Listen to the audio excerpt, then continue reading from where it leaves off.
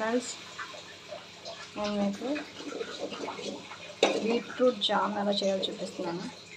ఏం లేదండి, ఇంత ఫుల్ సైజ్ మీడియం సైజ్ కాయ బీట్రూట్ తీసుకొని దాన్ని సగానికి కట్ చేసి ఇంత చిన్న ముక్క మామిడికాయ, అంటే నిమ్మకాయ పిండుకోవచ్చు కానీ మామిడికాయ ప్రిఫర్ చేస్తాను. ఇంత పొల్ల మామిడికాయ ముక్క, రసంకాయ ఇంత ముక్క తీసుకొని చిన్న మిక్సీ జార్ ఉంది చూసారా, దాంట్లో ఈ ముక్కలు వేసి కొంచెం వాటర్ పోసి అవి సరిపడా 3 స్పూన్స్ పంచదార వేసి పేస్ట్లా తయారు చేసుకొని ఇవ్వండి. ఎలా అంటే ఒక గిన్నె తీసుకొని దాంట్లో 1/2 గ్లాస్ వాటర్ పోసుకొని అవి బాగా హై ఫ్లేమ్లో పెట్టాను ఎప్పటిదాకా.